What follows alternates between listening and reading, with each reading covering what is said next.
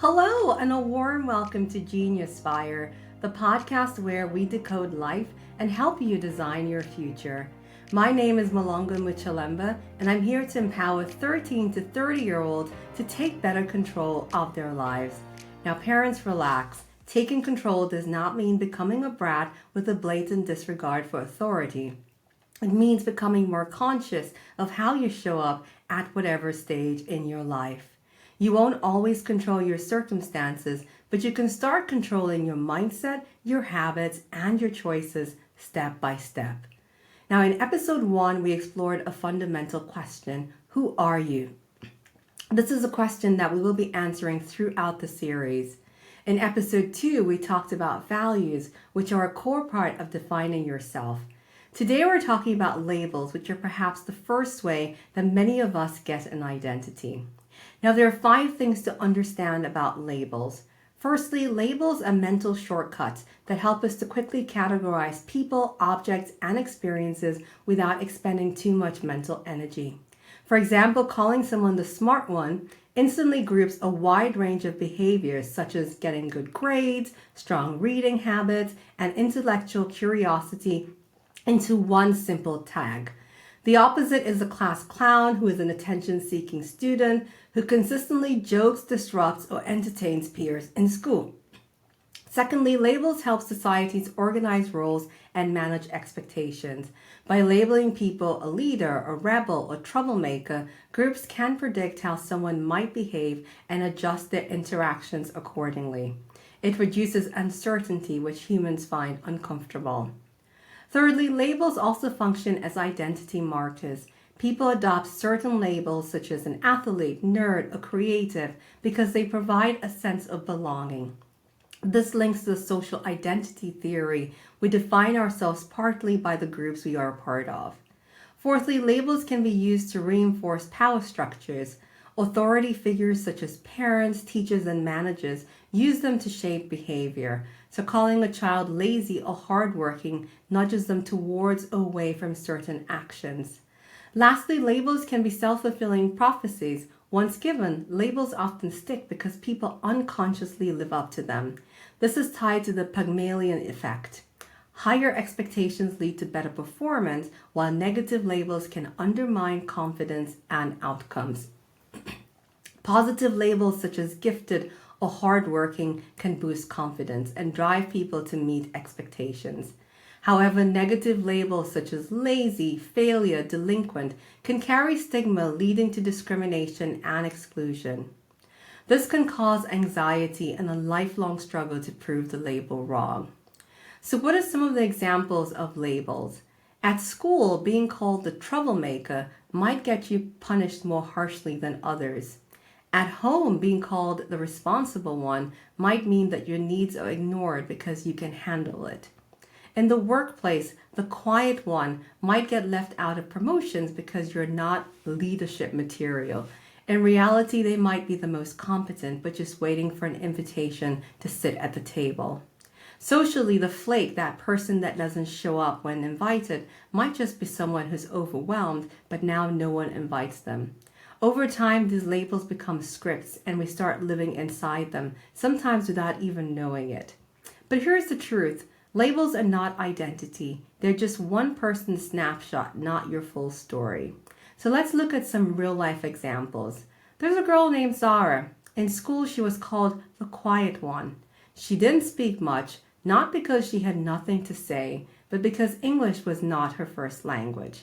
Teachers didn't call on her. Friends assumed she was boring. Fast forward to today, Zara is now a published author, a speaker, and a coach who teaches public speaking. Turns out she wasn't quiet. She was just observing, learning, and becoming. Now let's talk about someone like Daniel.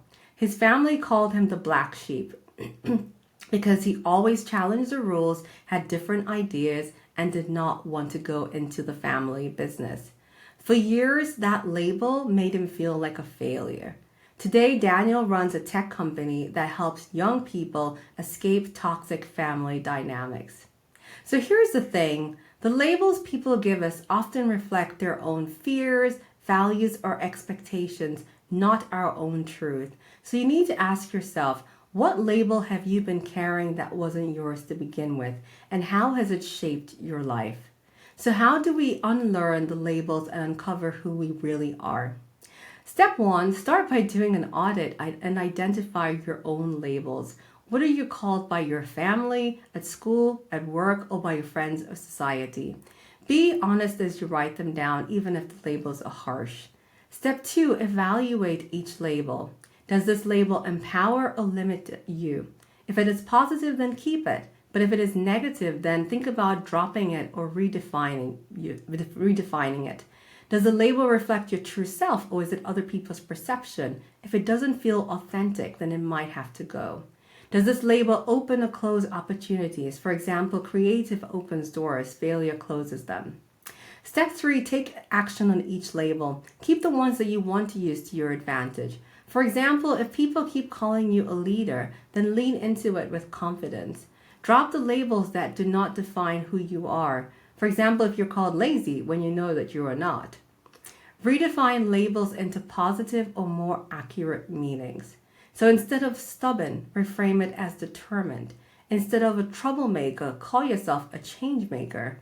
And you can replace quiet with being thoughtful or observant.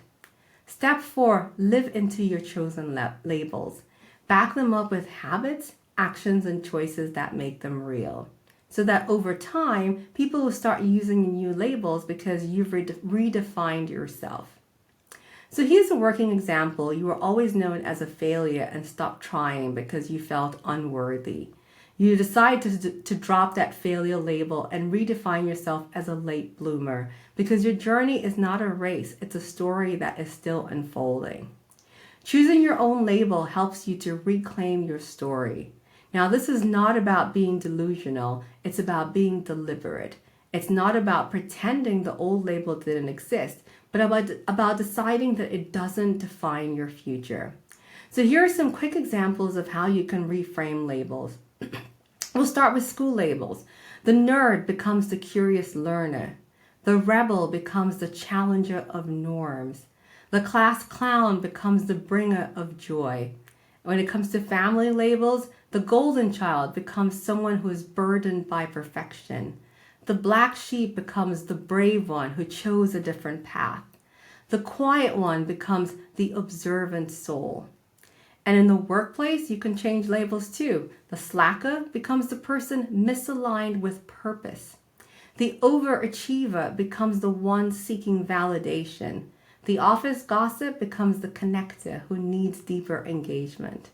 And when it comes to social labels, the drama queen becomes a passionate communicator. The introvert becomes the deep listener. The flake becomes the overwhelmed empath who needs support. Bottom line, you don't have to accept the label someone gave you in a moment of frustration. You can rename yourself with insight, intention, and truth. And that's the lesson for today. Now, before you go, I have one more thing to share. Every week, I'm going to recommend a book or movie that is relevant to the topic that we discussed. Today, I'm recommending watching the 1997, I know it's old, movie, Good Will Hunting, starring Matt Damon and Ben Affleck. Will Hunting, played by Matt Damon, is a janitor at the Massachusetts Institute of Technology and lives in a working-class neighborhood in Boston. He's a self-taught math genius who anonymously solves a complex math theory problem that a professor left on the board for his students. Now, society sees Will as just a janitor representing the working class and uneducated. He's also a troublemaker who gets arrested and almost goes to jail. The fact that he's an orphan also implies that he lacks family stability. Now, these labels keep him trapped in a narrow social box despite his extraordinary intelligence. Will internalizes these negative labels and hides his genius because smart does not fit his identity. He also has a fear of rejection, and he thinks that people know his potential, they'll still reject him, so it's better to reject himself first. This reflects a self-fulfilling prophecy, act in ways that confirm the label even when it's untrue. Now, there are three key relationships that help Will break through those labels. There's the professor who sees Will as a prodigy, but risks turning him into another label, i.e. a tool for academia. Then there's the therapist who helps Will confront his pain and shows that you are not your past, you're not your file, and you're not your label. And then there's his best friend, Chucky, who's played by Ben Affleck, who tells him the harsh reality that staying stuck in the same life is wasting his gift.